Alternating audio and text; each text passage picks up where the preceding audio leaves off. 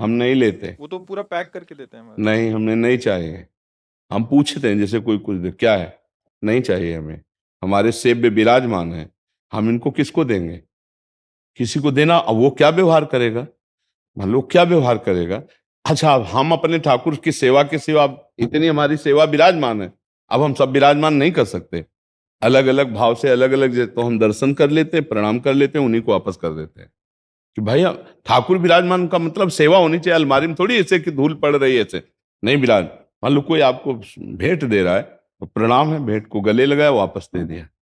कि हम इनको अपने घर में ले जा करके हमारे घर में विराजमान है, हम इनको 100 पीस की तरह नहीं रख सकते। जब ठाकुर आए तो उनकी आदर और सेवा होनी चाहिए। अब 50 ठाकुर रख लिए तो हम 50 को भोग थोड़ी लगा पाएंगे। तो घर में उतने ही ठाकुर जी रखे जितनी सेवा बन जाए, और प्रार्थना कर दे, फिर नहीं लेना चाहिए। हमारी राय है, नहीं लेना चाहिए।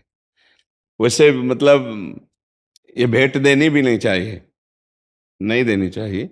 जैसे हम तो इतना तक निषेध करते हैं कि कार्ड में ये भगवान की जो छवियां छपती हैं, जो नाम छपते हैं, ये नहीं छपने चाहिए। आप समय सारणी दे दीजिए ब्याह की, और उत्तम से उत्तम कार्ड बना, उसमें फूल बना दीजिए, उसमें और भी ब्याह के स्वरूप दूल्हा दुल्हन बनाकर जयमाला पहनाते, ऐसे कर दो। अब आप प्रिया प्रीतम बना दिए, राधा कृष्ण बना दिए, भगवान शिव पार्वती बना दिए।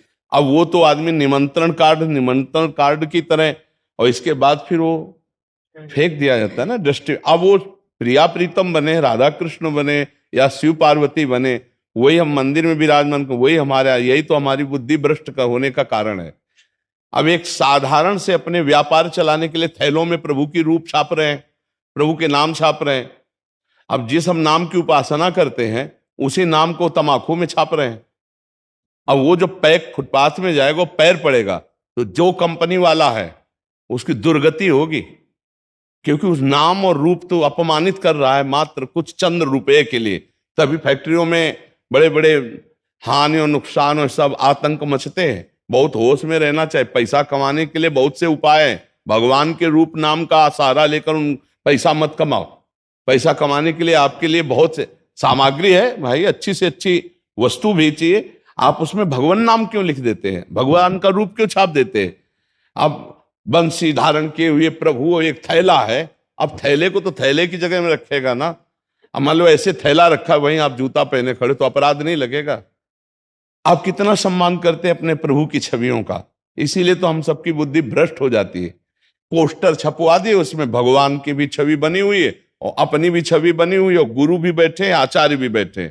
पोस्टर फाड़ के नाली में फेंक दिए गए, क्योंकि तुम धर्म के सूक्ष्म भाव को नहीं समझ रहे हो, तुम भगवान का अपमान